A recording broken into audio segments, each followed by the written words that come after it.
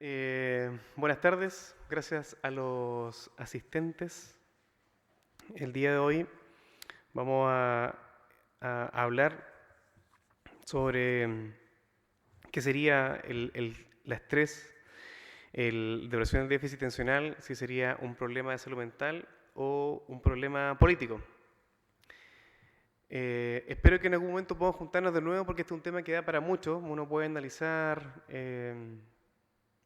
problemática por problemática. Yo lo que voy a hacer hoy día es darle una panorámica general de cuáles son los principales problemas y las actuales discusiones que hay con respecto a este tema y cómo entonces nosotros, desde el pensamiento socialista, incluyendo al partido, cómo podría darle un giro a estas críticas y a estas propuestas como parte de la práctica del partido, que la verdad sería en términos de actualidad algo bien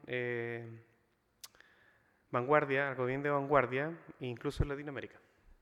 Y bueno, en esa imagen la pongo porque básicamente es un poco lo que sucede hoy día, ¿no? El mercado se ha tomado muy fuerte el tema de la alianza entre la psiquiatría con la industria farmacéutica y nos tiene bien sujetos de varias situaciones.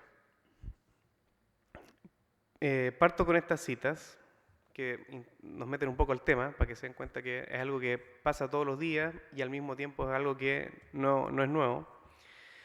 Me cayeron mediante la tortura, mediante ese proceso conocido como terapia electroconvulsiva, una forma de tortura que nadie se atreve a denominar así, ya que se da en un contexto médico, en un hospital público, por lo tanto, avalado por el Estado. Es una sobreviviente chilena de Electroshock 2017. Ella es una perteneciente a un movimiento, un gran movimiento que hay sobre el orgullo loco, que vienen hace tiempo reivindicando la necesidad de eliminar el electroshock como una terapia de salud mental en Chile, que de hecho sin ir más lejos, la Organización Mundial de la Salud el año 2015 mandó una alerta y una sanción a Chile en materia de derechos humanos en salud mental porque no hay estadísticas de cuántos electroshock se hacen a diario en Chile. No existen. Y tampoco están reportados los casos de muerte por electroshock, ni tampoco las consecuencias por electroshock. Entonces ahí tenemos un tema pendiente en políticas públicas. Siguiente frase. Todo lo que hay de cierto en la enfermedad mental es que alguna gente afirma que otra la padece. Morton Chatzman en un libro que se llama Locura y Moral en 1970. Y la siguiente frase para cerrar. La razón ha existido siempre, pero no siempre de forma racional. Esto lo dijo Marx en septiembre de 1843. Bueno, en la actualidad, ¿qué se está conversando hoy día? Incluso en los medios de comunicación. Acá hay una psiquiatra que se llama Bonnie Burstow. Dice, la doctora que lidera el renacer del polémico movimiento antipsiquiatría. Esto no es nuevo, como digo. Ahí lo vamos a ver, tuvo su ápice en los años 60. Y esta psiquiatra, de hecho, ella le preguntan qué opina usted de la psiquiatría, de la salud mental. Ella dice, me da asco hablar de salud mental porque eso en realidad no existe. Es como si existiera algo sano en términos mentales. Y estamos asumiendo una serie de situaciones, como por ejemplo que existe la enfermedad mental y que esa enfermedad mental tiene que ser tratada médicamente. Y ella dice que no, de hecho lo que está haciendo actualmente es ofrecer becas para quienes quieran entrenarse en técnicas no farmacológicas para trabajar temas relacionales y que ella plantea que en realidad lo que nosotros entendemos como depresión o como déficit atencional o como estrés postraumático son situaciones de nuestra sociedad. El tema es que las entendamos en términos biológicos y le demos esa solución, ¿ya? Entonces ahí tenemos un primer problema y como digo, ella está organizando a nivel mundial una red de académicos que empiezan a trabajar nuevamente este tema. Así que es un tema muy vigente. Bueno, para ir conformando entonces este conversatorio, para entender cómo uno llega a criticar por qué los diagnósticos en salud mental son complejos en términos políticos, tenemos que necesariamente entenderlos en el orden de que nada puede estar fuera, por ejemplo, actualmente del capitalismo. O sea, evidentemente va a haber pensamiento crítico, pero no podemos entender la actual forma de comprender la salud mental sin abordarla desde cómo estamos constituyendo la realidad. Y en ese sentido, el capitalismo con sus valores, ¿cierto? Y cómo define lo económico, lo social y lo político, evidentemente que van a imprimir una razón de salud mental, porque va a comenzar a definir en relación a la propiedad y en relación a la economía qué es lo enfermo y qué es lo sano. En ese sentido, lo económico también, ¿no? Por ejemplo, la irracionalidad del modelo económico que tenemos que creer en la acumulación infinita, a partir de recursos infinitos, ¿ya? Una minoría que explota una mayoría, una economía planetaria diferenciada y el desarrollo limitado de las ciencias para beneficio ilimitado de pocos, ¿ya? Todo esto va a ir configurando lo que es la actual psiquiatría. Y en lo social, que ya también lo sabemos, ¿cierto? Distinción de clase, pobreza de muchos, sustento, riqueza de pocos. Hay regiones prósperas, laboriosas y otras regiones que son desechables. O sea, hay una geopolítica y una estratificación que en ese contexto, ¿ya?, se van a ir configurando también los sistemas médicos, los sistemas curativos que nosotros tenemos. No podemos entender un sistema médico, un sistema curativo aparte de esto. Eso no, eso es imposible. En lo político también, ¿no? La existencia de una burocracia muy fuerte, o los temas que nosotros conversamos también, donde a veces son decisiones más políticas que técnicas, pero también esas políticas, o sea, decisiones tan técnicas también están llenas de ideología, por lo tanto ahí tenemos que ver. Y en ese sentido, como la influencia de, por ejemplo, el imperialismo o el neocolonialismo en prácticas burocráticas o en prácticas académicas nos afecta y nos condiciona en nosotros creer qué es lo verdadero y qué es lo falso en ciencia. Y en ese sentido, entonces, cuando el capitalismo actual en su forma neoliberal va dando fuerza o da sentido, por ejemplo, al individualismo, al racismo, pensemos hoy día lo que está pasando con los migrantes en Chile, donde emergieron evidentemente toda una respuesta xenófoba y racista, que de alguna manera Chile decía, no, no somos racistas, pero llegan la gente de piel oscura y emerge todo, de alguna manera está latente. Y esto también es entendible en términos de los valores que se imprime desde el neoliberalismo, donde el individualismo y la cosificación son elementos que constituyen lo social. En ese sentido, la globalización cultural es lo que vivimos hoy día, ¿no? O sea, si uno va hasta el más último rincón de Chile, donde hay una escuela, van a estar hablando en esa escuela de déficit atencional, van a estar hablando en esa escuela de autismo, van a estar hablando en esa escuela de depresión. O sea, hay un proceso colonial. ¿Y por qué colonial? Porque uno puede identificar el centro y el origen. En este caso, el centro y el origen de esta forma de entender la salud mental es Estados Unidos, que nace en los años 60, ¿ya? Y que se empieza a expandir y empieza a colonizar todas las formas que tenemos para entender la salud mental. Ahora, en ese contexto, un mecanismo y una forma en que ha sido descrito cómo venimos entendiendo la salud, por lo menos del siglo XX hasta ahora, es lo que se llama el modelo médico hegemónico. El modelo médico hegemónico, que está descrito al lado izquierdo de la diapositiva, está descrito como un modelo y una forma de entender el proceso de salud, enfermedad, atención, que está determinado y definido por un biologicismo, o sea, la enfermedad es un proceso de origen biológico. Hay una asociabilidad, o sea, la enfermedad es un proceso individual.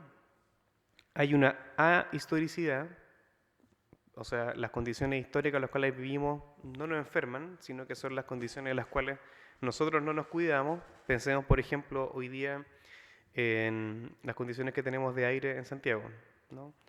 Se habla que, bueno, en realidad tenemos que disminuir la cantidad de autos, restricción, hay que abrigarse, hay que tomar mucha vitamina C, pero no estamos dando la historicidad de cómo llegamos a que la ciudad esté tan contaminada. O sea, la lógica del consumo y la compra de los autos nuevos no aparece en ningún análisis de salud. Otro, el tema de la eficacia pragmática. Esta forma de entender salud dice, oye, pero en verdad, ¿cómo yo me voy a hacer cargo de todo lo social y lo político? En verdad, te doy un fármaco y ya, ¿no? Esto lo arreglo. Y por lo tanto, se muestra como eficaz frente a cualquier tipo de gobierno. Y bueno, aparece también el tema de la cosificación, que eso es importante, que se habla de la enfermedad como si tuviera una entidad propia, si tuviera una capacidad de generar eh, o bueno, generar cambios y tener una visibilidad y una estabilidad en la sociedad. Entonces, estas características del modelo medio hegemónico, que ha sido estudiado en gobiernos de izquierda y en gobiernos de derecha, que se presenta en ambos tipos de gobierno, se produce el proceso de medicalización. Y ahí es donde aparece esto, la crítica al mercado. ¿Y qué es la medicalización? Es la transformación de problemas que no eran médicos en uno de asuntos médicos. Por ejemplo, vamos hoy día con la vejez, que se dice en muchos lados que la vejez es un problema para la sociedad porque, bueno, se dice de mala forma, ¿no? Chile está envejeciendo muy rápido, eso es un error, está mal dicho. Estamos teniendo menos nacimientos, ¿ya? Pero entonces aparece, por ejemplo, para tratar al adulto mayor, la gerontología o la geriatría, una especialidad médica para tratar específicamente a este grupo. O sea, ser viejo hoy o vieja es un problema médico. Pensemos también así, por ejemplo, con el parto. El parto no era una situación médica hasta que se transforma en una situación médica. De ahí están todos los estudios, los trabajos sobre violencia obstétrica, donde, por ejemplo, la posición en que las mujeres dan a luz queda acostada en una camilla. Esa posición es eficiente para el equipo que va a sacar el bebé, pero no es la mejor posición natural para tener un bebé. De hecho, por ejemplo, en las prácticas ancestrales naturales, las mujeres lo que hacen, van a tener sus bebés al río, en posición erguida, y por gravedad, ellas mismas pueden ayudar a bajar al niño, ¿no? Claro, uno puede decir, sí, pero en esa situación, si se complica, cómo le sacan al bebé, bueno, ahí uno puede, ¿cierto?, generar un tipo de diálogo, pero en general vemos que siempre hay una adaptación hacia el equipo de profesionales que trabaja.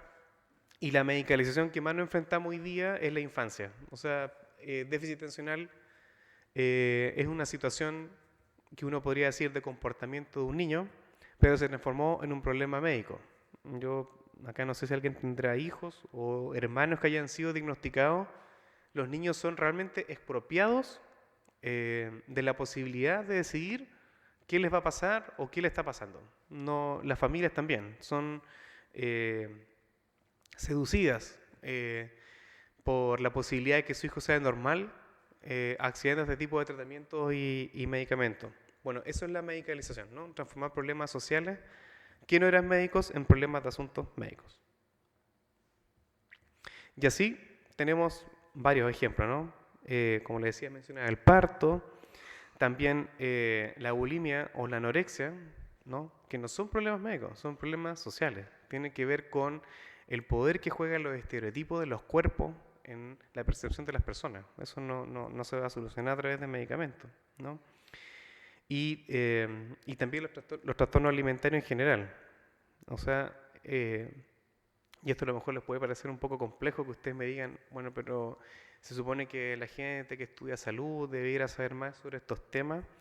Claro que puede tener opinión, pero que ellos se transformen luego en los expertos que puedan decidir y comandar cómo tengo que yo llevar mi vida, ese es un problema de otra índole, un problema político, y uno podría ahí alegar por mayor democracia y generar realmente un proceso deliberativo donde todos y todas podamos conversar si estamos de acuerdo o no con ese punto, cómo se produjo ese problema y cómo le damos la solución. Que eso es lo que el modelo médico hegemónico, que actualmente funciona en Chile, no permite. ¿Y cuáles son estos efectos de la medicalización? Bueno, son varios, pero uno es la confusión de la medicalización con la negligencia. Este punto es interesante porque la gente puede confundir de que como parte de su vida no esté siendo orientada ni comandada por un profesional de salud, médico o lo que fuere, no se siente atendida y por lo tanto reclama ya negligencia porque en realidad no la están atendiendo bien. Y ahí tenemos un problema, y eso se llama medicalización social, que es cuando las personas incorporan a su esquema de pensamiento la necesidad de tener un experto de salud diciéndole lo que tiene que hacer, ¿ya? Entonces las personas las que después van a reclamar en términos políticos lo que se debiera hacer o no, ¿ya? Bueno, otra es la expansión de esta lógica como las causas de las enfermedades, o sea que efectivamente tiene que haber un profesional de la salud que esté hablando sobre esto y que es el que tiene la verdad última sobre este problema, ¿ya? Y acá aparece otro concepto que se llama la iatrogenia, y la iatrogenia son las consecuencias negativas de la práctica médica en general. Por ejemplo, hace poco se estaba conversando, que no se lo han escuchado a propósito de la violencia obstétrica, que en el parto muchos profesionales, sin preguntarle a las mujeres, le rajan el borde de la vagina inferior para que salga más rápido el bebé, pero eso les genera problemas después porque tienen que hacer una cirugía y una serie de cosas y no les preguntan. No les preguntan. Entonces ahí hay una justificación de ese procedimiento, ¿ya? Pero hay una consecuencia que, digamos, en muchos casos es grave y genera situaciones, pero a nadie le preguntan. Entonces ahí estamos ante una situación donde el poder médico ejerce situaciones en pos de salvar la vida o en pos de defender sus posiciones y no lo hace. Pensemos, por ejemplo, hoy día la posición que tiene la objeción de conciencia, ¿no? ¿Qué pasa en ese sentido? Alguien no quiere hacer algo, salió hace poco noticia, ¿no? De que un médico rechazó hacerle un aborto a una mujer cuyo feto estaba muerto. O sea, eso significa que la mujer puede desarrollar un proceso infeccioso y morirse. Y el médico dice, no, porque yo no hago el aborto porque tengo objeción de conciencia, ¿ya? O sea, se basa en una situación personal para no ejercer un proceso técnico que debiera ser políticamente realizado y con el grave daño y la posibilidad de que esa mujer se muera. Entonces tenemos puesto que la práctica médica está sujeta a todo esto, ¿ya? Y bueno, puede dañar a mucha gente, ¿ya? La ilusión como parte de la medicalización.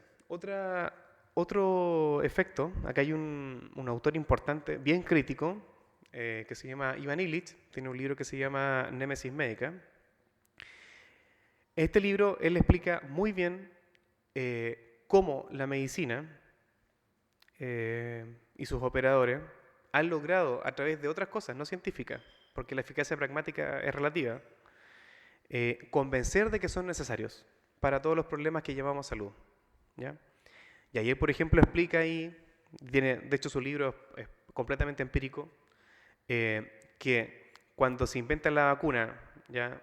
Por ejemplo, para el sarampión, no es gracias a la vacuna sarampión que el sarampión disminuye, sino que es gracias a que se habían mejorado antes las condiciones alimenticias de ciertas poblaciones.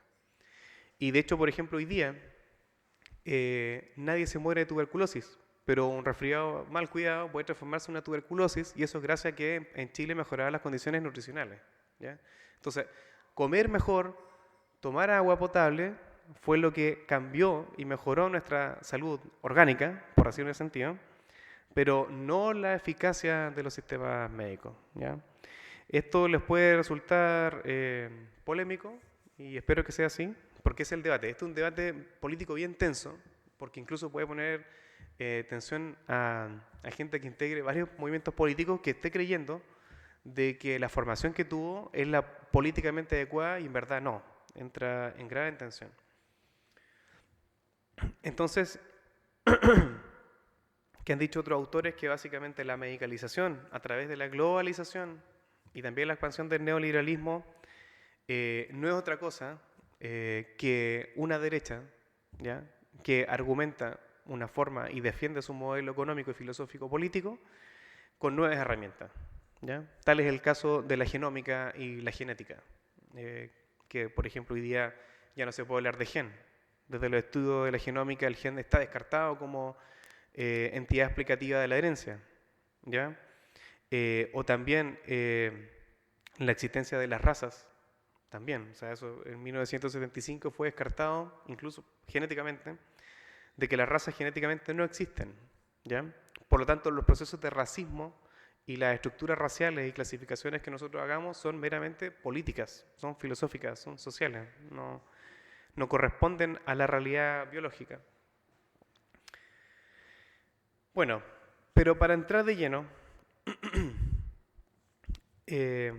¿cuál es el panorama que nos ofrece la psiquiatría? ¿Qué es lo que nos convoca hoy día? La psiquiatría en el siglo XX, ¿ya? Y lo que llevamos del XXI ha pasado por varias fases, ¿ya? Y esa fase uno las puede distinguir en dos grandes, ¿ya? Bueno, dos, tres grandes. Una es la primera parte del siglo XX, que es la psicobiología. En ese momento la psiquiatría operaba como ingeniería social y lo que quería era recuperar o completar a quien le faltaba algo, ¿ya? Entonces por eso aparece, por ejemplo, las categorías frenología o el psicoanálisis. Lo anómalo y lo normal está dado porque le falta algo. Entonces yo tengo que arreglarlo. Entonces hay todos los tratamientos de rehabilitación, ¿ya? O incluso también ambientales, tratamientos morales, de enseñarle al otro cómo tiene que ser la sociedad, toman fuerza. Pero ahí estaba centrado el proceso de la psiquis. Luego, ya entrando a la segunda mitad del siglo XX, tenemos la sociobiología, y la sociobiología ya aquí comienza a dar otra explicación para el comportamiento humano y habla de la genética y el ADN, ¿no? Ahí está Wilson con su obra de, digamos, de sociobiología, la nueva gran síntesis. Él en ese libro explica y hace constantemente asociaciones de comportamiento animal para compararlas con humanos.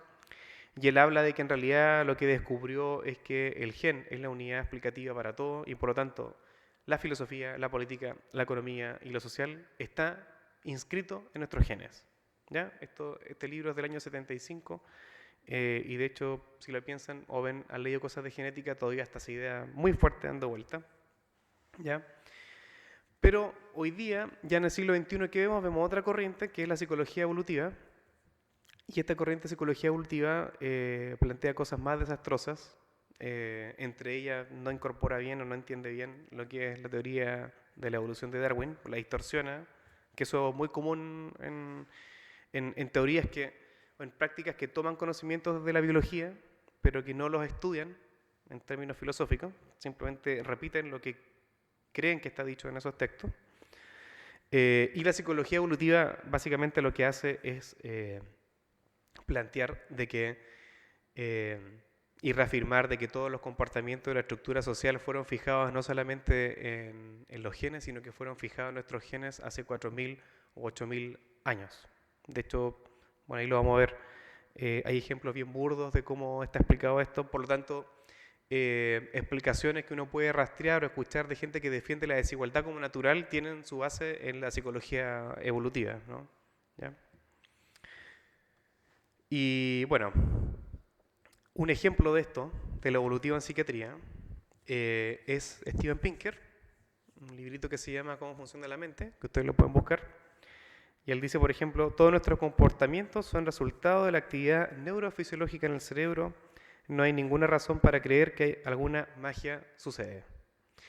Y en eso estamos hoy día en todos los estudios neuro de todo. O sea, la psiquiatría hoy día es neuropsiquiátrica y constantemente se habla sobre esto, ¿no? De que en realidad el estudio del cerebro nos va a dar la clave para comprender el origen del comportamiento humano y eso es problemático por donde se le mire, ¿no? Es dar por sentado un supuesto de que eso que llamamos mente estaría en el cerebro y que los estudios que estamos haciendo en el cerebro es lo que nos va a dar resultado a lo que estamos creyendo nosotros que es mente. Y ahí hay un mundo filosófico re complejo que no se resuelve y que es lo que pasa en términos políticos, que al final deviene en dominación. Entonces al final la psiquiatría, la psiquiatrización de la sociedad es una medicalización. O sea, esto de estar constantemente nombrando los comportamientos humanos como patológicos, ¿ya? Lo que hace es generar nuevas formas de estratificación, nuevas formas de clasificación y por lo tanto a esas formas de clasificación y a normalidad tenemos que darle un curso, tenemos que establecer las normas por las cuales resolverla, ¿ya? Pero el problema es que se resuelven en términos biológicos, ¿ya? Porque de otro modo no habría la necesidad de que nos den fármacos para solucionar nuestros problemas. psicotrópico específicamente. Y esta cicatrización, el gran problema político que tenemos acá es que están desesperados porque hay una brecha de atención. Si ustedes miran acá, la última columna, no veo la flechita ahí, esos porcentajes son el porcentaje de brecha de tratamiento. ¿En salud qué significa? Es la cantidad de población estimada a la cual no se está llegando para tratar. ¿Ya? Depresión mayor, 60%. Trastorno bipolar, 64%. Trastorno obsesivo compulsivo, 60%. ¿Ya? Uso nocivo de dependencia de alcohol, 71%. Ese lo vamos a dejar aparte porque, bueno, lamentablemente la psiquiatría lo tomó también, pero el trastorno bipolar, depresión mayor, imagínense, están hablando que hay un 60% de población a los cuales no están llegando. O sea, hay, y esto es un informe que dio, digamos, la OMS sobre Latinoamérica, o sea, nos están diciendo que están ansiosos por llegar a ese 60% de población con esta forma de entender la salud mental. Ahora, no sé si hay preguntas. ¿Voy bien? ¿Voy muy rápido? ¿No? Ya. En breve, ¿cómo fue este cambio de la psiquiatría moviéndose el objeto por el cual tenemos hoy día que la mente estaría en el cerebro? Primero, hubo un cambio de lo somático psíquico a lo psicosomático. ¿Ya?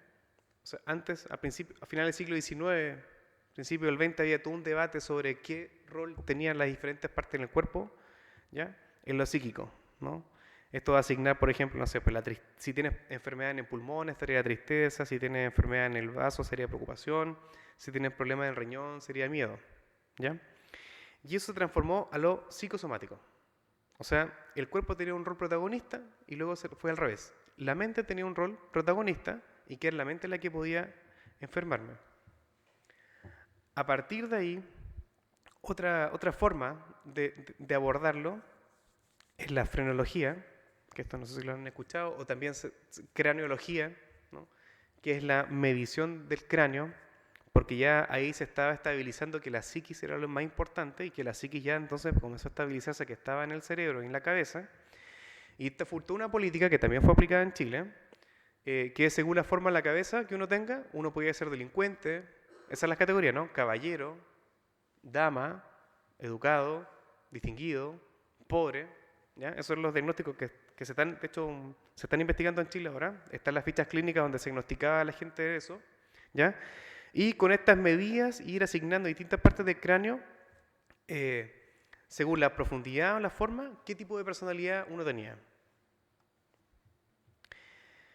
Otra de las bases del pensamiento psiquiátrico hoy día es de que en ciertas partes del cerebro estarían ciertas funciones. Esto se estudia. Pueden ir a cualquier facultad de medicina o cualquier carrera de salud, en un manual de neurociencia esto se pasa, ¿no? ¿Y cuál es lo complejo de esto? Que si bien pudiera tener algún relato o correlato en la realidad, asumir que en esta parte del cerebro estaba tal función se hizo a partir de un caso. Eso en términos científicos es bastante cuestionable, ¿no? O sea, como realmente puedes asegurar que por un caso ocurre en todas las personas.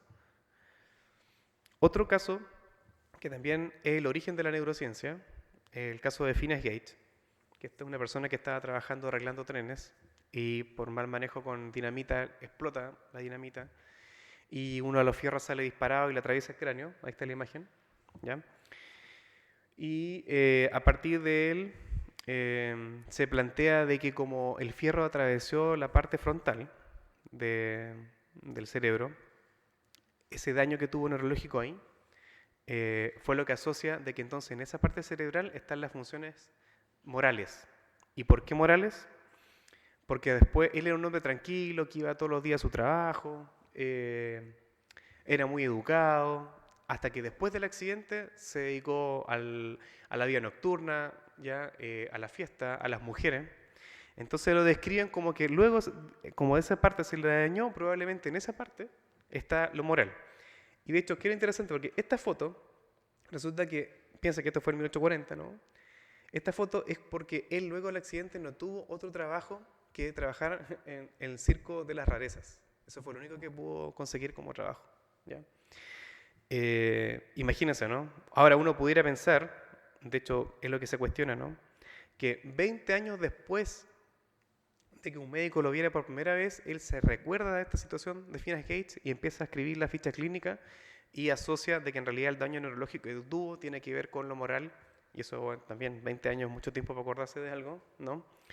Pero este caso es interesante porque Finas Gates después vino a vivir a Chile.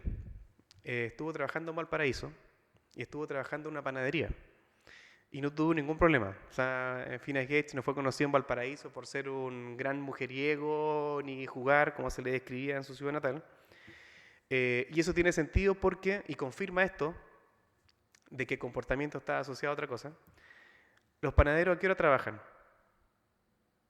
En la madrugada.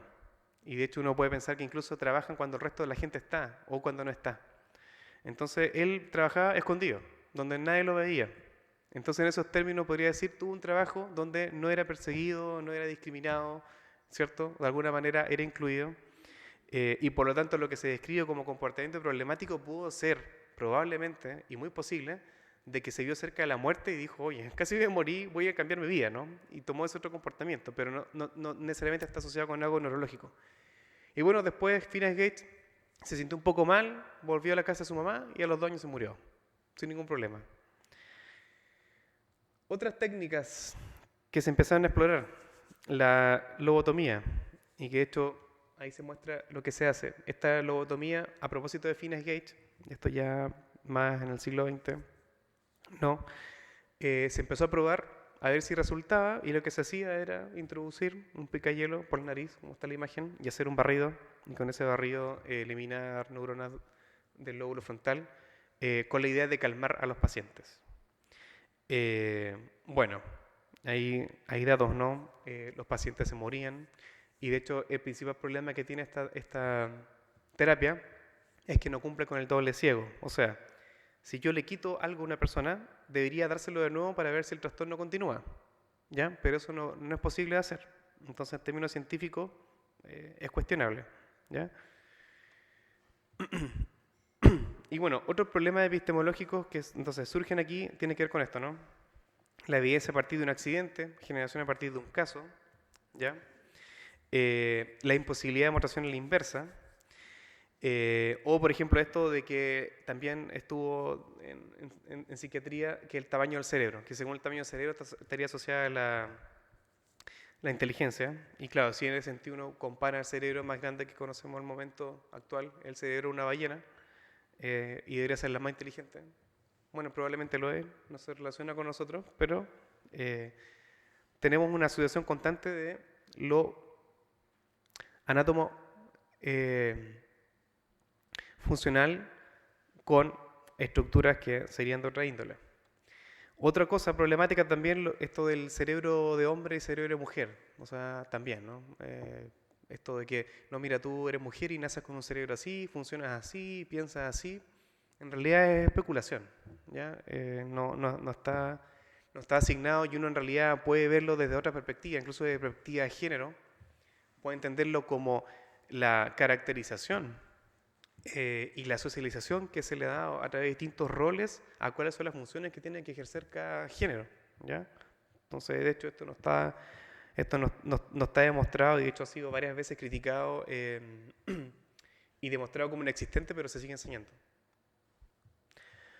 Otro mito es el tema de la teoría tricerebral, ¿no? Esto que tendríamos un cerebro animal, después tendríamos un cerebro mono y después tendríamos el cerebro humano, también.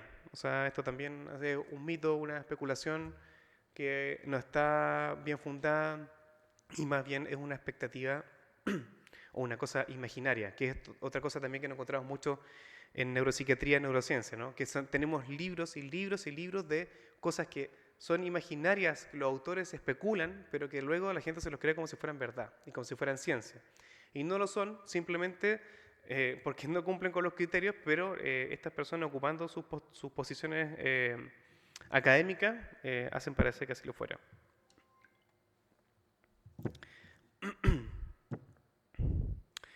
Y bueno, entonces, otro gran problema que hay aquí es el tema entonces de cómo yo estoy observando lo neurológico para dar cuenta de la patología. Y ahí hay que hacer una distinción, porque una cosa es ver algo y otra creer que estoy viendo algo, ¿ya? Y aquí está el tema del problema de los psicofármacos y en general de la neurología, que de hecho también la neurología ha sido y está siendo fuertemente cuestionada, porque cuando te sacan una neuroimagen, ¿realmente te están viendo a ti o están viendo actividad neuronal? ¿Y cómo yo establezco que esa actividad neuronal realmente pertenece a mí? Acá hay un ejemplo muy simpático que para justamente demostrar que esto era falacia, hubo investigadores que midieron la actividad cerebral de un salmón. Entonces era un salmón que estaba a punto de morir y le mostraban imágenes de gente feliz y de gente triste y vieron una actividad cerebral y esa actividad cerebral la comparaban con lo humano y era similar. Entonces decían, oye, ¿qué onda? ¿Realmente estamos haciendo esto? O sea, ¿realmente estamos viendo actividad? O sea, un pez está a punto de morir, está reaccionando a una imagen que nunca había visto y la estamos viendo como feliz. Como... Es bastante cuestionable. Y bueno, las prácticas psiquiátricas, ¿o no? Las terapias eléctricas, esto es bien fuerte. Esto empieza eh, por el que alguien vio, digamos que se le ocurrió, eh, viendo que en un lugar donde faenaban chanchos, les daban un golpe eléctrico para sedarlos. Y este golpe eléctrico luego al se le ocurrió que podría aplicarlo en persona. Así que habló con los policías, tomaron a alguien, le aplicaron el choque eléctrico y vio que tenía efectos sedativos y a partir de ahí el electroshock ha seguido como práctica. Ahora, la antipsiquiatría y la gran reforma psiquiátrica. En la psiquiatría se habla como el gran momento y el fin de los manicomios a finales de los años 60, como el espacio en que la psiquiatría realmente se dio cuenta del ser humano y los derechos humanos. Pero en verdad no. O sea, en verdad ese año coincide, el fin de los manicomios coincide con la producción en masa de psicofármacos. O sea, uno puede hacer lectura, y así lo hacen muchos autores, que en realidad ya no era necesario tener encerrada a la gente porque ahora uno puede tenerla encerrada cerebralmente yéndole a su casa mandándole un psicofármaco, ¿no? Entonces es otra evolución. Y en estos psicofármacos, por ejemplo, entre sus características generales que son probados en animales, otros pocos son probados en humanos, pero uno puede preguntar efectivamente cuál es la posibilidad de relacionar un modelo animal con un cerebro humano. Yo le pregunto, no sé, ¿un perro puede tener depresión? ¿O cómo puede un gato tener un trastorno bipolar o esquizofrenia?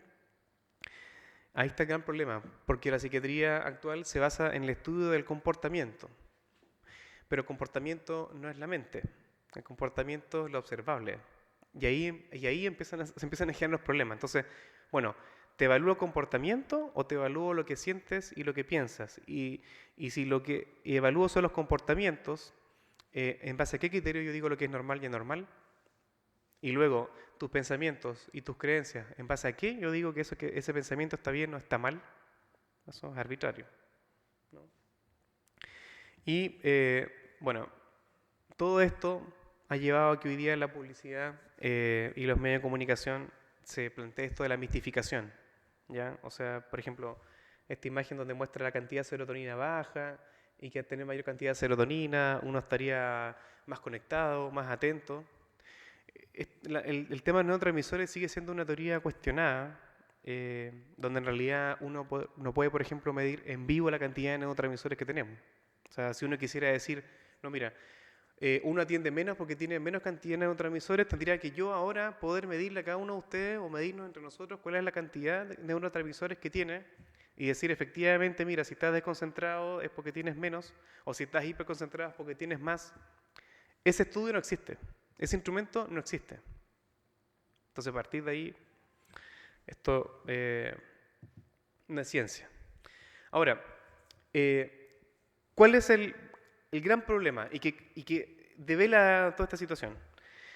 Que es el modelo médico. Por ejemplo, el modelo médico Pensemos un síntoma, por ejemplo, como la fiebre. Ya, tengo fiebre, síntoma, ¿cierto? ¿Lo puedo medir? Sí, lo puedo medir. ¿Con qué puedo medir la fiebre? Con un termómetro. Ok. Luego, se hace el estudio. ¿Cuál sería la causa o el mecanismo por el cual se expresa la fiebre? Una infección, ¿cierto? Porque el cuerpo naturalmente genera fiebre para tratar de eliminar la bacteria o el virus que está dando vuelta. Entonces yo puedo buscar el origen y hay una bacteria. Entonces si yo mato la bacteria, va a desaparecer el mecanismo y va a desaparecer el síntoma. Y eso es lo que pasa, por ejemplo, con amigdalitis, ¿no? Bueno, hay bacterianas y virales, pero eso es cómo funciona, digamos, ¿ya? Pero si uno se va en la psiquiatría, ahí empieza el problema, ¿no? Síntoma, hiperactividad. Mecanismo, supuesto de balance neuroquímico. Eso no lo digo yo, lo dice la misma psiquiatría actual. Supuesto de balance neuroquímico. Origen, no hay acuerdo y está desconocido. Entonces, ahí la pregunta es, entonces, ¿por qué la psiquiatría dice ser una ciencia médica? No lo es. Podría ser otro tipo de ciencia o otra práctica, o una práctica social o antropológica o de control social, mejor, pero no llamarse a sí mismo médica, porque no hay acuerdo, ¿ya? Y no es identificable, y eso es lo importante, para ningún trastorno está identificable el mecanismo, ni tampoco está identificable el origen. Y de hecho esto es muy sutil, porque si ustedes van a leer cualquier investigación que hable sobre cualquier diagnóstico, fíjense las palabras, no dicen, por ejemplo, la esquizofrenia está determinada por, no, dice probablemente el origen, el posible origen, hay una probabilidad de asociar que eso no es causal, ¿ya? Entonces, esto que les explicaba yo de Wilson, ¿ya? Entonces, la psiquiatría, ¿cuál es el lugar que tenía? Voy a pasar esta para esta mejor. La psiquiatría, el lugar que tenía en el siglo XX y lo está teniendo todavía hoy día, es el lugar donde se reúnen las ciencias biológicas y químicas con las sociales. Se está transformando en el lugar donde se da el espacio de ingeniería social y de control social, ¿ya? Y esto, si lo pensamos en términos políticos, es súper importante, porque nos llama a reflexión. ¿Qué estamos haciendo nosotros? ¿Qué estamos reflexionando nosotros para cuestionar o para proponer otra ingeniería social, ¿no? Una que no controle a través de estos métodos. Y bueno, eso no lo voy a pasar, ¿no? No al tiempo, ¿no? Pero básicamente que la biología está, dicho que es importante, la biología ha servido en el siglo XX como una ciencia para el control y para la gestión.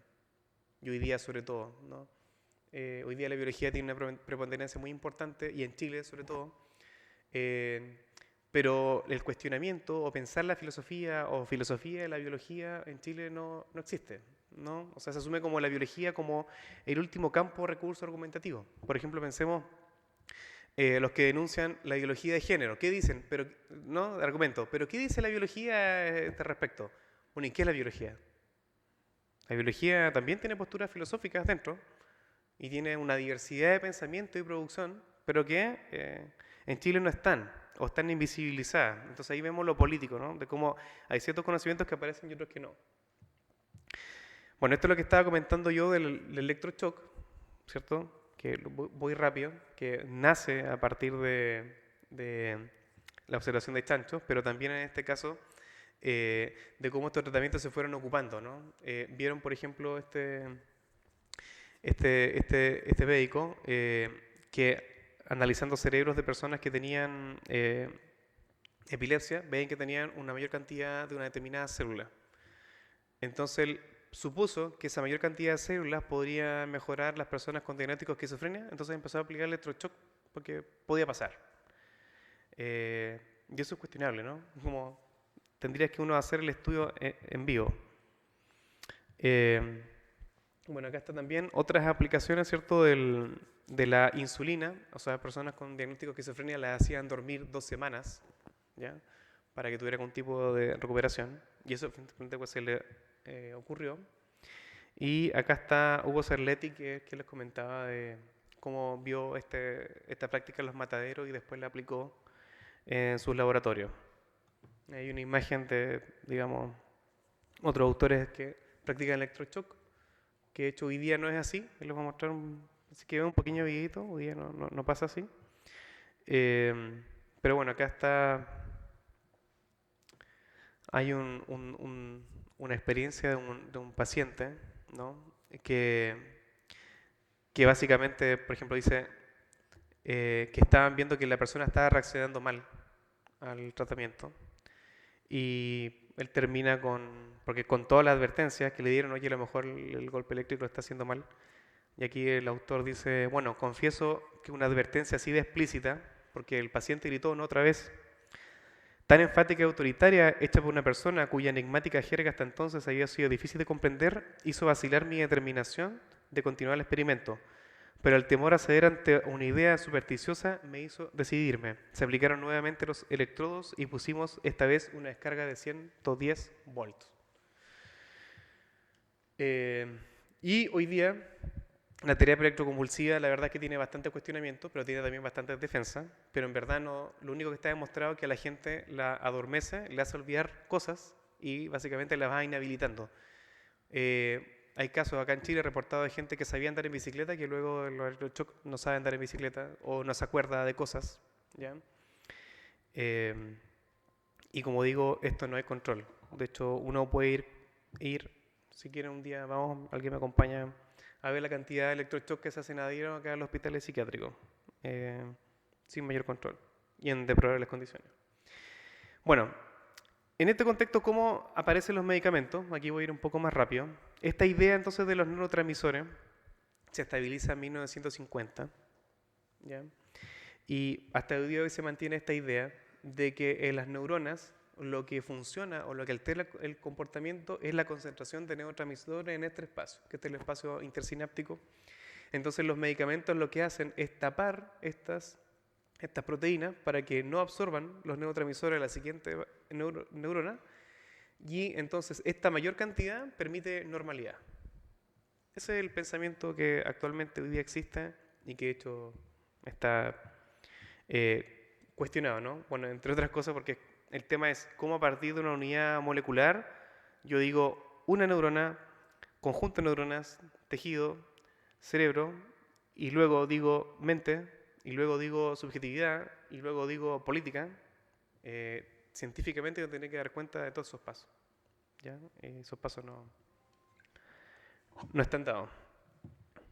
Lo mismo el asunto que, por ejemplo, con la clozapina y la risperidona, que fueron los primeros medicamentos que se empezaron a ocupar, ¿ya? Y de la risperidona, esto es súper polémico. Actualmente, bueno, la risperidona actualmente se ocupa en personas que la diagnostican con esquizofrenia, como antipsicótico.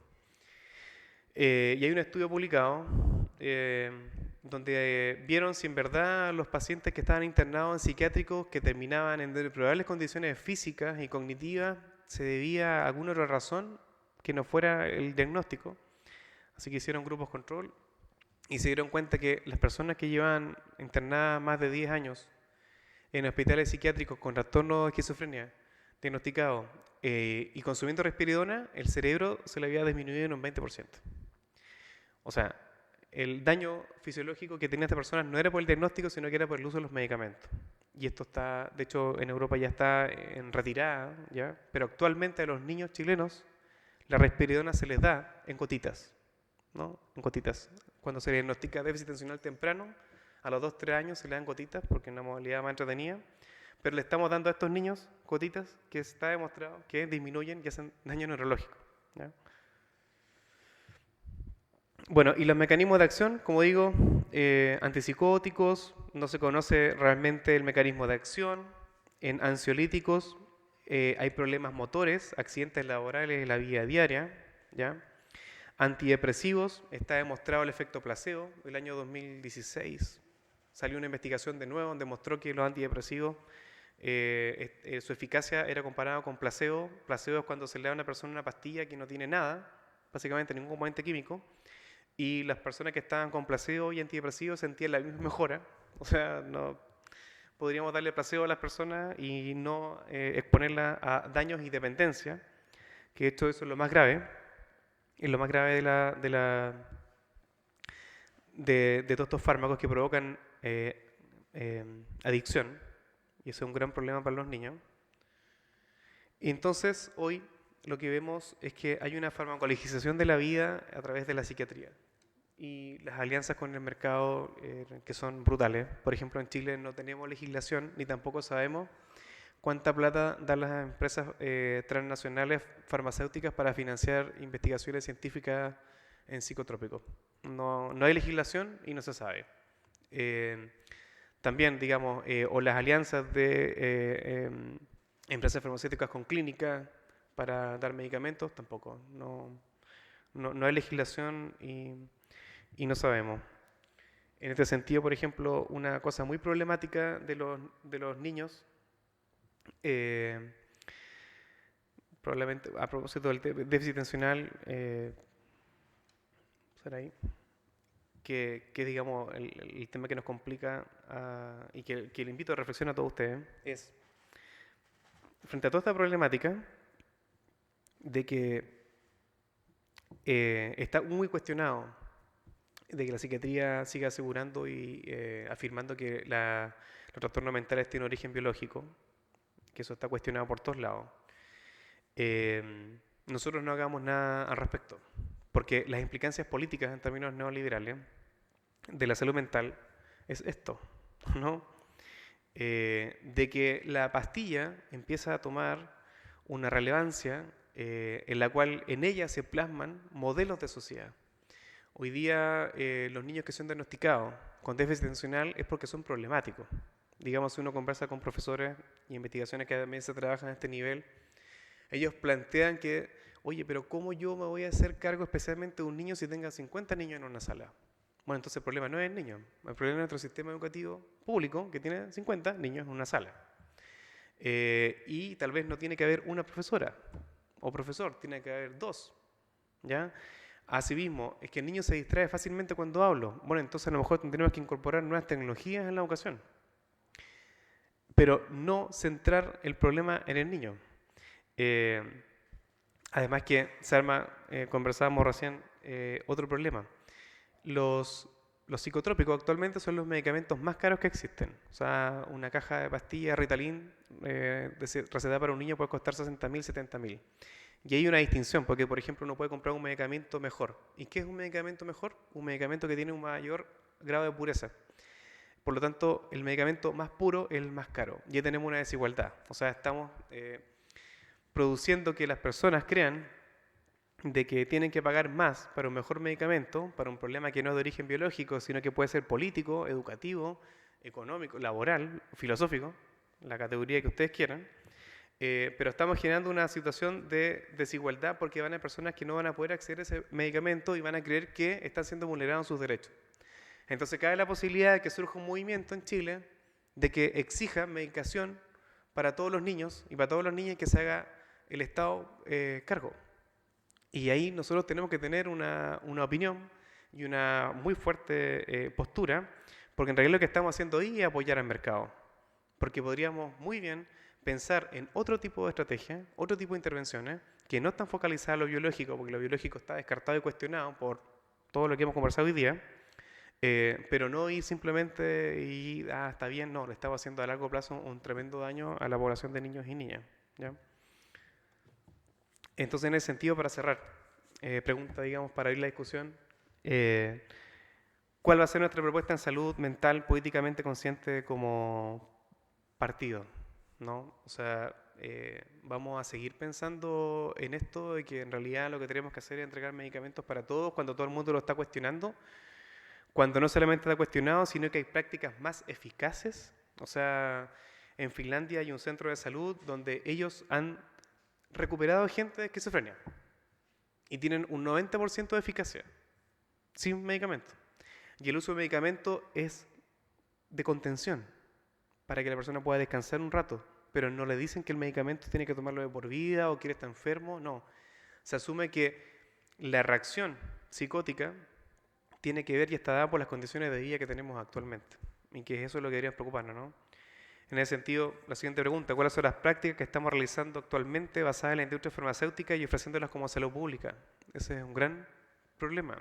y que deberíamos tener una posición bien importante, ¿no? ¿Cuál va a ser la posición de nosotros frente a eso? ¿Cuál es la salud pública que estamos pensando? ¿Estamos pensando en la salud pública basada en el mercado? ¿Estamos pensando en la salud pública que en realidad yo me puedo ir a atender a una clínica y no fortalecer el sistema público?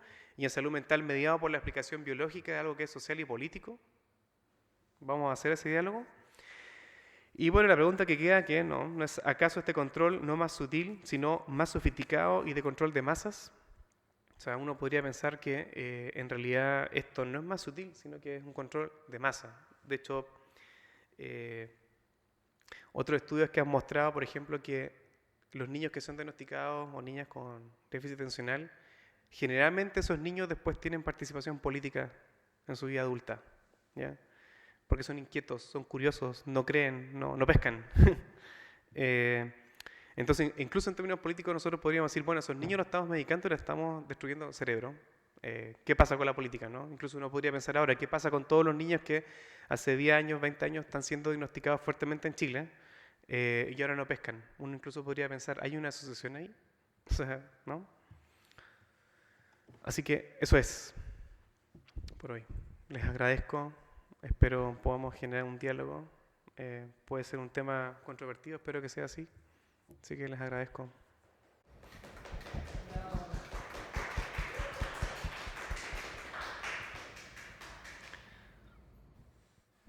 Hola, buenas, me presento, mi nombre es Raúl Soto, militante de acá del Partido Socialista, compañero de Santiago del Centro. Y nada, me llamó mucho la atención el tema que se hable de formación política en estos temas que son principales, no solamente marxismo, el tema económico. Y en mi caso fue importante venir porque yo el próximo año quiero estudiar psicología y me llamaba la atención el tema del estrés, del tema de la tristeza, tantas cosas que pasa al ser humano que no son atendidas hoy día porque lamentablemente estamos en un sistema capitalista que no se preocupa de esas cosas, la espiritualidad, medicamentos naturales y otras cosas. Respecto al tema de las preguntas que están ahí,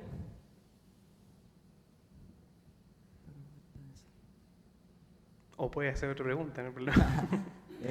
bueno, empezaría por la primera. Mm. Dice, ¿cuál va a ser nuestra propuesta de salud mental políticamente consciente como partido? Yo creo que nuestra propuesta como partido tendría que empezar con el tema de hablar de estos temas al público abierto en este caso y tener algunos libros, no sé, de espiritualidad, de salud, de medicamentos naturales como hierba en este caso, propóleo, mate, y obviamente que no van a ser quizá un reemplazable para los medicamentos que están hoy en día, pero hacerle ver a las personas que somos más allá de un partido político que también está preocupado de lo espiritual y la salud en este caso.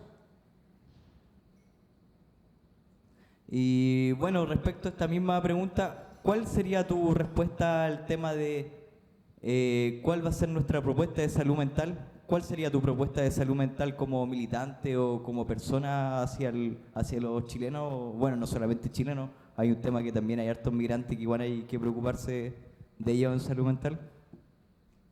Sería una pregunta Gracias. para ti. Gracias. Vale. Bueno, primero con respecto a lo que dices, sí, estoy de acuerdo, creo que efectivamente hay que ampliar la mirada. Creo que, por ejemplo, esta crisis que hay en la psiquiatría y que en general hay en todos los saberes y la ciencia occidental en el mundo tiene que ver con una crisis de pensamiento occidental. Incluso en términos políticos uno podría pensar que la crisis de los partidos políticos tiene que ver porque llegamos a un tope, ¿no? Entonces estamos en una oportunidad de poder generar otras formas de hacer política. Eh, Pensar nuevos mundos, pensar nuevas prácticas, pero también tomar atención a las prácticas nuevas que ya se están haciendo.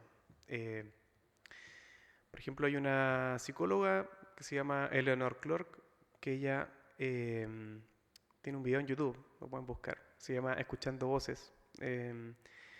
Ella relata que un día vuelve entró a estudiar psicología, con motivaciones muy parecidas por las tuyas, y de pronto tiene un brote psicótico. Se da cuenta que está escuchando voces.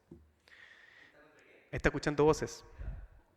Entonces hablo con su mamá, súper complicada, no quería salir.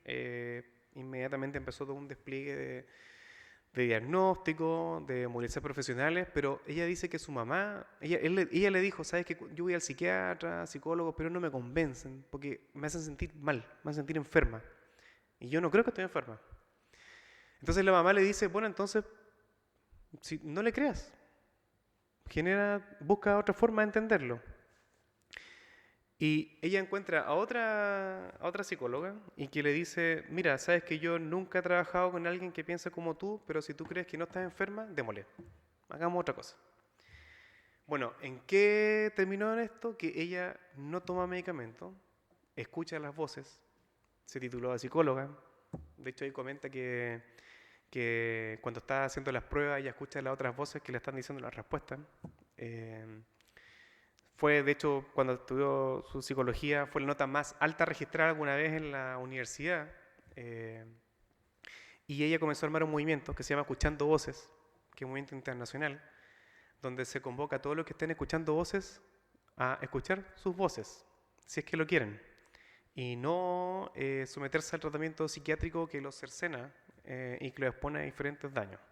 Entonces creo que ahí hay una opción, o sea, como que están pasando cosas en el mundo, igual que por ejemplo el movimiento acá en Chile No Más Electroshock y la Marcha del Orgullo Loco, que digamos es una defensa del derecho a delirar. Oye, yo soy loco, ¿por qué tienes que tratarme mal? ¿No? Y de hecho un tema político, y ahí yendo al tema de la propuesta, la antipsiquiatría de los años 60 era muy política. Franco Basaglia, que no sé si algún lo han leído, tiene un libro que se llama La mayoría marginada, y tiene otro libro también muy fuerte que se llama La condena de ser loco y pobre. Y ahí es donde convoca al tema partido, ¿no? Eh, si tú tienes los medios económicos para poder acceder a un tratamiento privado, te puedes ir a internar 1 año, 2 años en una clínica y salir relativamente recuperado de tu crisis. Si tú tienes buenos recursos económicos, probablemente tu locura no se va a transformar en una patología, sino que vas a ser un artista extravagante, o vas a ser el típico tío o tía loco que vive solo en el cerro y que pinta y hace escultura y habla no sé qué. Pero si eres pobre y la única opción que te queda al sistema público, estás expuesto a todo esto.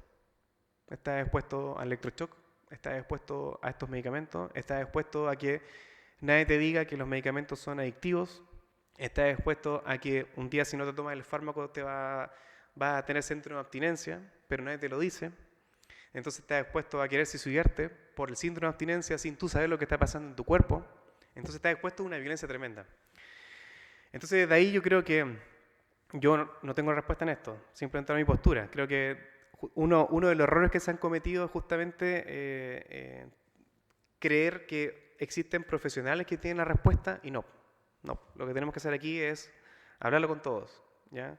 Hablarlo con todos. Y incluso en ese camino que he tratado de hacer yo me he encontrado con sorpresas de que en barrios, por ejemplo, Bajos de Mena, hay mamás que rechazan esto, rechazan los medicamentos y dicen, pero si mi hijo no tiene nada, el problema es que yo soy pobre. O sea, lo tienen súper claro, ¿ya? Entonces, nosotros no podemos llegar, digamos, como con los delantales blancos y decir, no, lo que pasa es que usted tiene un problema, tiene que tomar medicamentos, tenemos que tener cuidado con eso, ¿ya?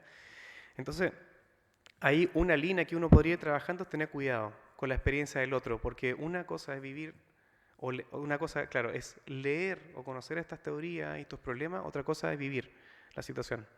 Porque hay muchas vidas dañadas con estos tratamientos en Chile y probablemente son gente que vota con esperanza por los gobiernos que ha encabezado o que está presente el Partido Socialista y no tenemos este tipo de discusiones. Entonces creo que primero tenemos que tener este tipo de discusiones dentro del partido y segundo, ir donde está la gente y rescatar de ellos estos problemas.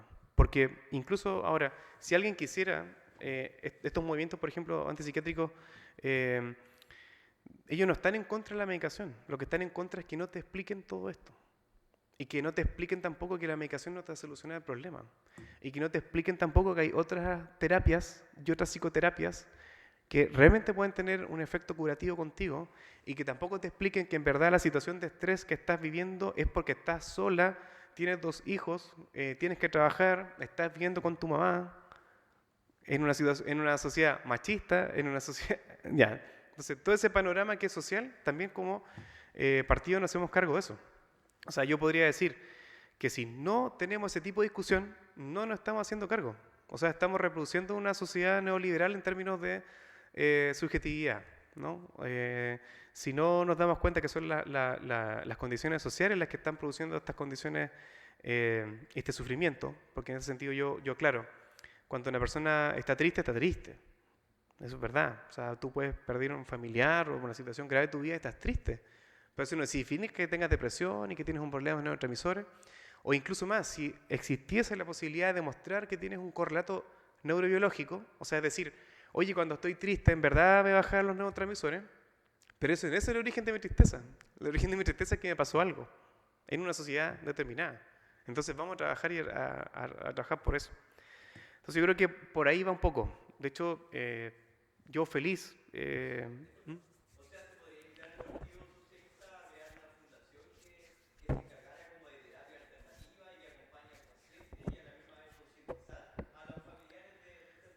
Podríamos, po. O sea, de hecho, si te interesa, trabajemos por eso, armemos un grupo, comencemos a trabajar en esa línea, porque, no sé, no he escuchado a nadie más diciendo esto en el partido. Entonces, ¿mm? Ajá.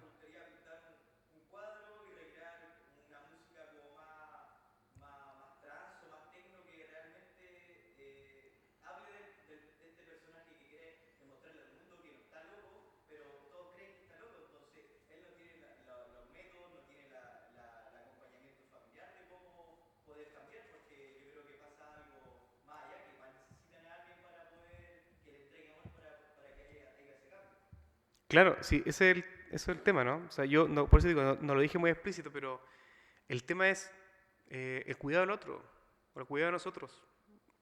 Ahora, eso está dado por las condiciones en que estamos, la sociedad en que estamos, neoliberal en Chile. Eh, pero mientras vemos cómo nos ponemos de acuerdo para arreglar la sociedad, podríamos, en mínimo, ¿no? Generar y ofrecer otro tipo de alternativa, ¿no? Y que son igualmente serias y más eficaces. Más eficaces. Y sin y respetando al ser humano, respetando a la persona, fortaleciendo a la persona, entonces, sí, por supuesto.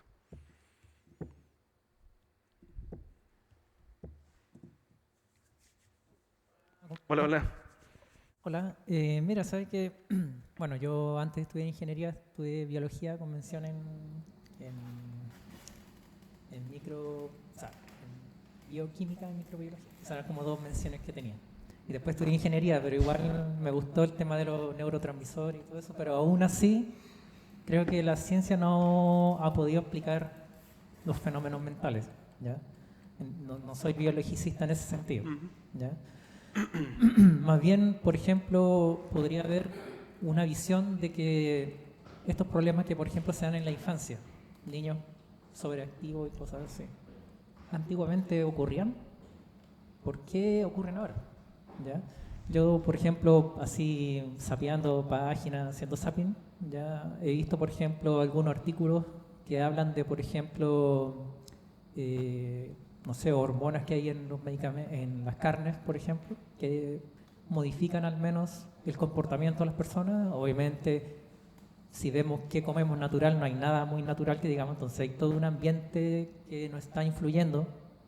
Y encima, más encima, si tenemos un mal funcionamiento producto del ambiente, la contaminación, la presión, el estrés, etcétera, etcétera, más la mala alimentación tóxica, ¿ya? Y más encima medicamentos para controlar eso. Mira, fíjate cómo va sobre.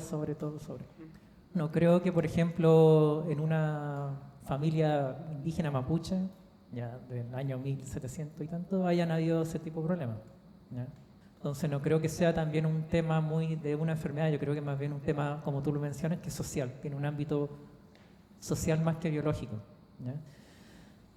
El otro punto que te comentaba que sí, yo ahí tendría, o sea, es cultural.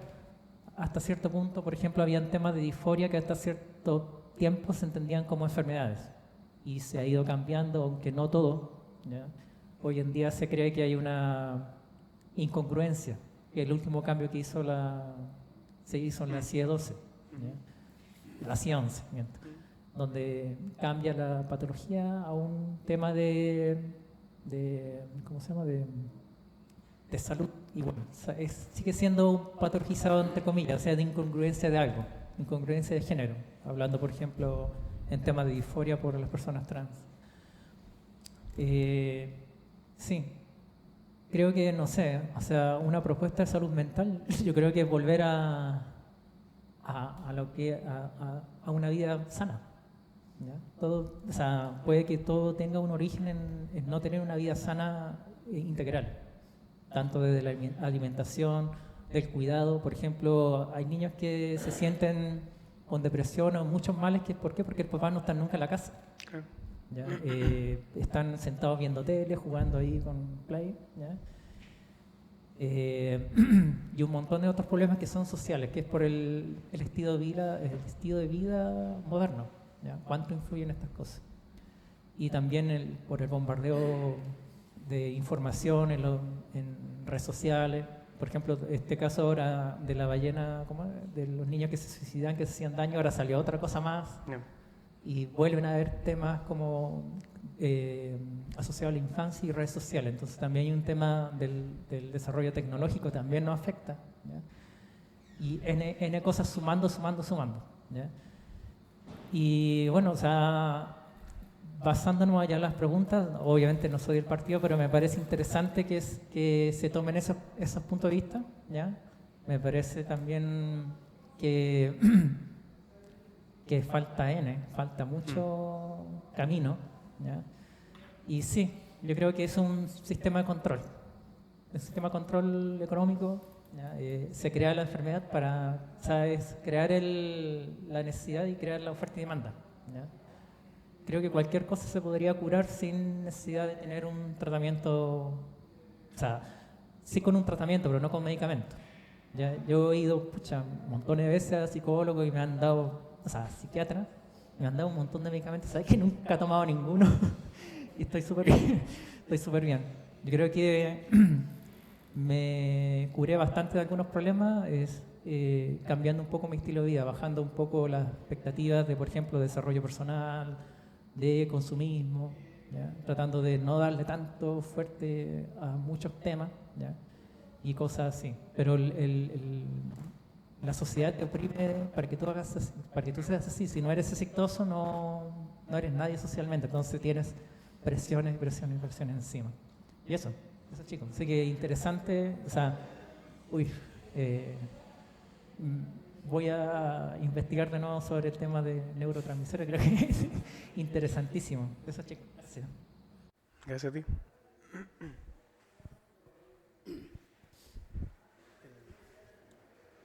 Buenas tardes a todos los presentes. Mi nombre es Diego, no soy del partido, pero vine de oyente, ¿ya? Bueno, yo al respecto quería decir que... Acércame el micrófono.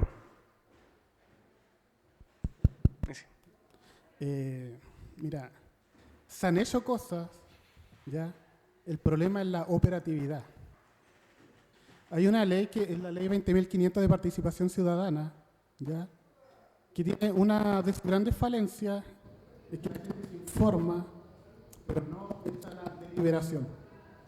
¿Qué ocurre con esto? Yo me he encontrado en varios proyectos que he participado de salud pública, que en esta situación las mismas entidades de control, o se podría decir los centros de atención pública, al interior no tienen conocimiento ya de la atención a los usuarios, o a las personas en este caso, ¿ya? Son los propios médicos o entidades que al interior de un centro asistencial no conversan, ¿ya? No saben cuáles son los problemas que realmente hay. Entonces, ¿qué ocurre con esto? Ya tenemos desde arriba el problema de no comunicar, ya la participación ciudadana, llegamos al centro, lo mismo, y las personas al final, como digamos que están sometidas ya, al conocimiento médico, ya, acepta lo que les plantee. Mira, un caso no de un estudio que hicimos de infancia, daba cuenta que los médicos que habían se dieron cuenta después de varias conversaciones de que los niños que eran violentados o abusados, uno de sus grandes problemas que le implicaba en su salud mental era que varias veces se le preguntaba qué le había sucedido. Entonces, varias veces el niño tenía que estar diciendo todo lo que le había ocurrido respecto al abuso, ¿ya? Entonces ellos conversando encontraron una problemática que quizá era básica. No tenéis para qué atacarlo tanto, invadirlo tanto, preguntarle todo lo que pasó 1000 veces, ¿ya? Entonces se tuvo que ir una entidad externa a conversar con ellos y ellos dar cuenta de esa situación, ¿ya? Entonces lo que ocurre también, hay un tema aquí, ya que hablaste del tema del poder, como de descentralizar ese poder, ¿ya? Como que lo que viene de arriba te va a decir ya el niño, la persona tiene tal comportamiento, psicólogo, luego psiquiatra. Pero dentro de las entidades asistenciales, que es lo mismo que ocurre en los colegios, no hay un debate, ya no hay autocrítica, no se sabe realmente lo que tienen las personas, prácticamente son funcionalidades que están programadas, ¿ya? Y ellos no escuchan a la ciudadanía, pese a que hay una propuesta, ¿ya?, que es una ley, y que esa ley implica que hayan cambios reales, pero que no hay mecanismos que la supervisen, que la controlen, ya que es como la que te decía, de donde la gente tiene que deliberar. Incluso hay proyectos médicos donde existe lo que se llama los presupuestos participativos, donde las personas pueden elegir ellos mismos qué programa de salud pueden hacer. Y en algunas zonas, como en este caso la provincia de Arauco, yo recuerdo que las personas a veces pedían hacer, por ejemplo, jardines, ¿ya?, o lugares donde plantar medicina natural, ¿ya? Y eso se podía, estaban los recursos. El problema que no hay es la información. El problema es que no hay, que en este caso el asunto médico no baje y pueda conversar con la gente, ¿ya? Porque sí, este tema de la salud mental es social, no biológico, ¿ya? Pero lo que nosotros vemos generalmente en los medios de comunicación, en salud, en todas partes, que con pastillas podéis solucionar este tema, pero nadie se lo cuestiona. ¿Por qué no se lo cuestiona? Porque no se habla. Hay una herramienta que te da la instancia de hablar y no se utiliza. Y esa herramienta fue ya en el año 2000, más o menos, por ahí, en el gobierno de Ricardo Lagos. Entonces, ¿qué pasó? Entonces, esos medios que ya están también podrían ser tema de debate, yo creo, para que se activen, ¿ya? Tenemos esa posibilidad, por ejemplo, la participación ciudadana pasiva, que son en este caso los medios de comunicación, las páginas, entre otras cosas, que no se informa de salud, ¿ya? No se informa de temas de medicación, no se informa nada de eso, y está esa instancia, ¿ya? Está la instancia para que se converse con la gente, tampoco se utiliza. Entonces, como opinión, yo creo que se podrían dar esa situación de una vez por todas, que baje a la ciudadanía realmente los problemas que hay.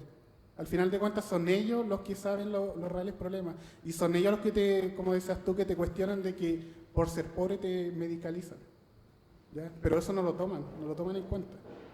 Yo creo que falta mucho de eso y como decía, en lo central, en la institución igual, que se converse.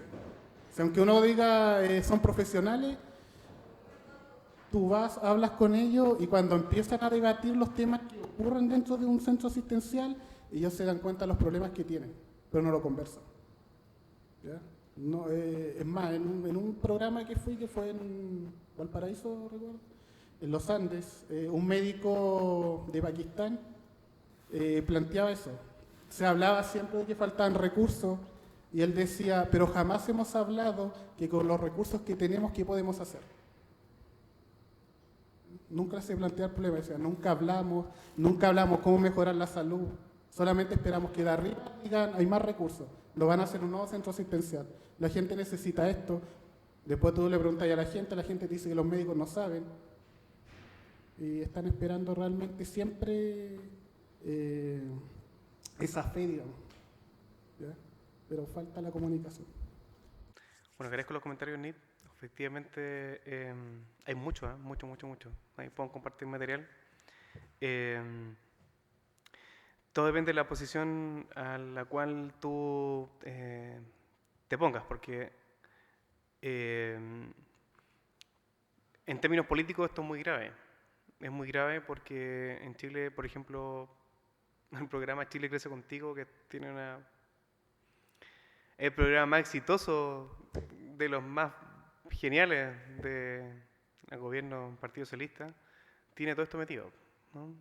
O sea, los niños diagnosticarlos y medicarlos, en circunstancias que el 2015, en el último tratado que hubo, Convención de Salud Mental Mundial, se le dijo a Chile que por favor incorporara alternativas y tratamientos no medicamentosos para el déficit atencional.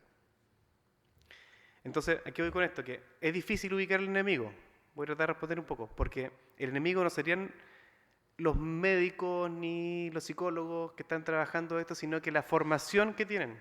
Porque lo que me ha pasado preguntando con ellos, no hay malas intenciones. Hay unos pocos que sí, que son los ideólogos, ¿no? Los que construyen la política y están en el poder. Pero hay otros que no. Y la mayoría cree que lo está haciendo súper bien y está convencido de que está ayudando a la sociedad. ¿Qué es lo que decís tú? Por ejemplo, como puede haber sido la iniciativa de la farmacia popular. Convencido de que es la solución. Pero el tema por eso es complejo, porque hay que ir a conversar una cuestión que tiene que ver con la formación que tuvo ese profesional y explicarle que lo que estamos hablando acá no es para agredirlo a él como persona, sino que es una crítica a la formación que tuvo. Y que hay otro tipo de formación, y que hay otro tipo de pensamiento, y que hay otra ciencia, y que podemos pensar en otra forma de hacer salud mental. Entonces, eso es lo primero. Ahora, ¿por qué se da esto, el modelo médico hegemónico? Eso no ha sido estudiado mucho en Chile, espero yo comenzar a estudiarlo. Porque, por ejemplo, la realidad médico-social chilena, ¿no? De Allende, el libro que publicó. Lo que hizo él fue, lo que hizo el Diego, fue a las poblaciones a ver qué estaba pasando. Y ese, sí, po. Y fue uno de los primeros trabajos importantes de estadística y de conocer lo que realmente pasaba ahí. Sí, po. Sí, no, sí, obvio. Entonces, por ejemplo, faltan ese tipo de trabajo, de nuevo, pero no solamente ir a registrar, sino que ir a escuchar. O sea, a realmente, porque la gente está viviendo problemas. Entonces, como uno, los conocimientos que tenga, la experiencia, las discusiones, cómo uno la puede poner en práctica mejor de la comunidad, es mejor, teniendo conciencia política. Y ahí hay un gran problema, porque, ¿qué es lo que apuntas tú, creo, Alejandro? La separación que hay entre política y técnica, ¿ya? Porque técnicamente la farmacia popular no es un problema, es genial porque efectivamente permite el acceso a medicamentos más baratos a personas que no pueden comprarlo. No pueden comprarlo porque tenemos un sistema de pensiones horrible, ¿cierto? Entre otras condiciones. Entonces, por ejemplo, personas que tengan diabetes, hipertensión, que ojo que yo no estoy en contra de todos los medicamentos, sino que en particular para la psiquiatría, pueden comprarlo efectivamente más barato. Y ahí tú estás ayudando en términos de salud pública. Ahora, no como uno quisiera, porque en verdad tendríamos que preocuparnos de entregar y hacer democrática, y eso por ejemplo lo propone Raymond Williams en un texto que se llama de los socialismos, en un texto que expone por ejemplo este tema de la salud, donde él dice que en verdad lo que deberíamos hacer desde un pensamiento socialista, y esto lo digo en un sentido amplio, aprovechando los que están acá, es poner a disposición y democráticamente todos los conocimientos que tenemos y a partir de eso conversar con la gente de lo que se quiere hacer. No hegemonizarlos ni guardarlos nosotros, porque, por ejemplo, ¿cómo decimos que, oye, estos alimentos hacen mal y por qué entonces no nos preocupamos hace 40 años de decir que estos alimentos hacían mal? O, no, y ahí aparece, no, lo que pasa es que hubo una razón práctica. Debíamos dar la comida a la gente. Y era la única opción que teníamos. De acuerdo, pero no nos olvidemos que esa comida que le estábamos dando a la gente estos 10, 20 años le está haciendo mal y a la larga va a generar un problema al Estado. Entonces actualicémonos, po. actualicémonos. Pongamos a disposición otro tipo de conocimiento. Por ejemplo, en el sentido de la política de lo etiquetado es fenomenal. De hecho, referencia mundial. Porque lo que está haciendo es democratizar esos conocimientos de una manera sencilla para que la gente pueda decir no lo voy a comer porque me hace mal. Ahí hay una cuestión, ahí hay una cosa muy concreta que va en esta sintonía, ¿ya? Y que es muy sutil, pero no se da cuenta. Y de hecho, las empresas han argumentado todo tipo, por ejemplo, IANSA quebró por culpa de esa política, la Michelle Bachelet, ¿no? Que porque alto en azúcar, entonces ellos quebraron. No, o sea, o sea que no. Entonces, tenemos esa situación del poder médico, que debemos comenzar a hablarlo, pero por otro lado, hay que tratar de generar otro tipo de políticas, otro tipo de prácticas.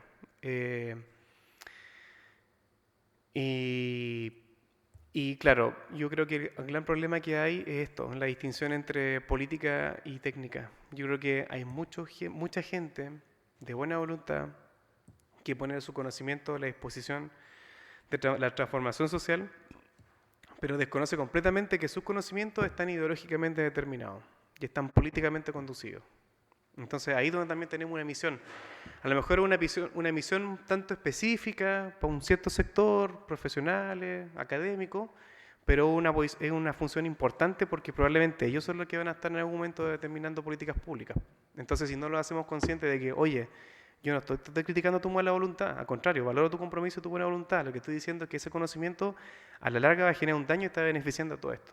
Entonces eso, en el fondo, nos llama a la reflexión de cuán neoliberales somos sin saberlo. Y no nos damos cuenta. Y no nos damos cuenta porque no sabemos. Porque no es un problema de mala intención, no lo sabemos. ¿Ya? Bueno, eso. Yo daría, ¿cierto? Le agradezco sus palabras. Esperemos que sigamos trabajando, ojalá más sesiones. Armemos un grupo de trabajo, feliz que lo iniciemos. Ojalá más allá del partido, hagamos alianza. Ya que estamos en oposición, hagamos alianza todos los sectores. Así que igual agradezco entonces a Vladimir, que acá es el encargado de la formación política, ¿cierto? Que gestionó todo esto, y a todos los que vinieron hoy día. Muchas gracias.